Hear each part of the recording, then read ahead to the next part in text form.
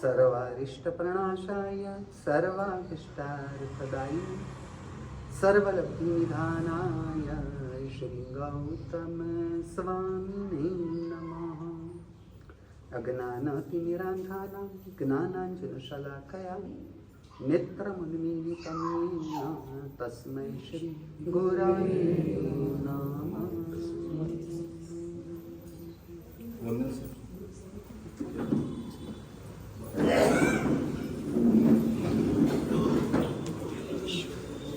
स्वागत की भावना है। हाँ होगा। चातुर्मास प्रवेश पहले से ही है, लेट हो गए हैं। 9 का टाइम दिया था, 9:15 को चालू करने का सोचा था, अब ये सब सेटिंग करने में 9:30 जैसा समय हो गया, इसलिए हम किसी की भावना को चोट पहुँचाने का इरादा नहीं। 3 दिन की हमारी यहाँ पर स्थिरता रही और उसके पश्चात चातुर्मास प्रवेश रही। यहाँ पर कई लोग ऐसे होंगे जो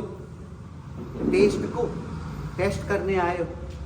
सबके अलग अलग प्रकार के टेस्ट होते हैं, इसलिए शायद वो मुझे चेक करने के लिए आए हो और शायद मैं आपको चेक करने के लिए नहीं आया। बराबर, मुझे कोई आपको चेक करने का इरादा है ही, क्योंकि मुझे पता है आप सभी परम गुरु के लिए प्रेम पात्र हो। आप सभी परमात्मा के लिए प्रिय हो, सद्गुरु को आप प्रिय हो, और जो प्रभु और सद्गुरु को प्रिय हो उसको मैं कैसे चेक करने का सोच सकता हूं? आप सोच सकते हो?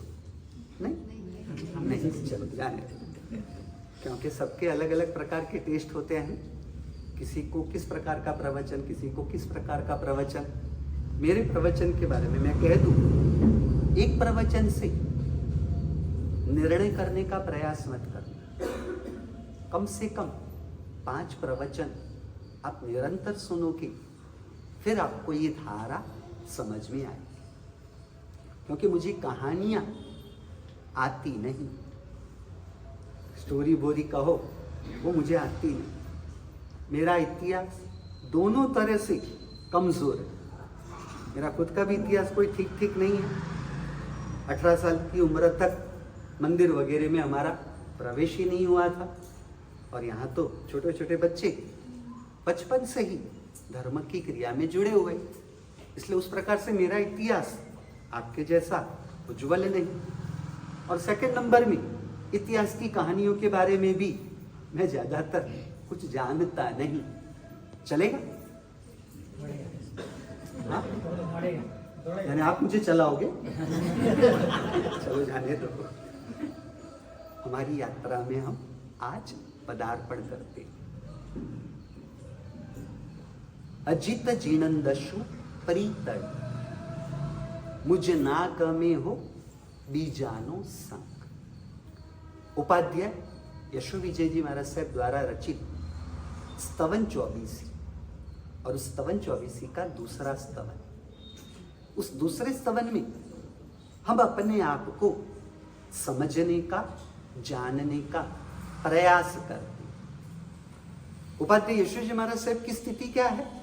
अजितनाथ परमात्मा के लिए बोले कि परमात्मा आपके प्रति मुझे जो प्रेम बना है, और वो प्रेम बनने की वजह से अब मुझे दूसरों का संग पसंद नहीं पड़ता।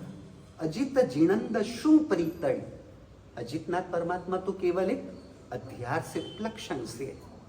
यहाँ परमात्मा के साथ यदि प्रेम संबंध बन जाता है तो फिर आत्मा को दूसरी आत्माओं के साथ का संग वह पसंद नहीं पड़ता।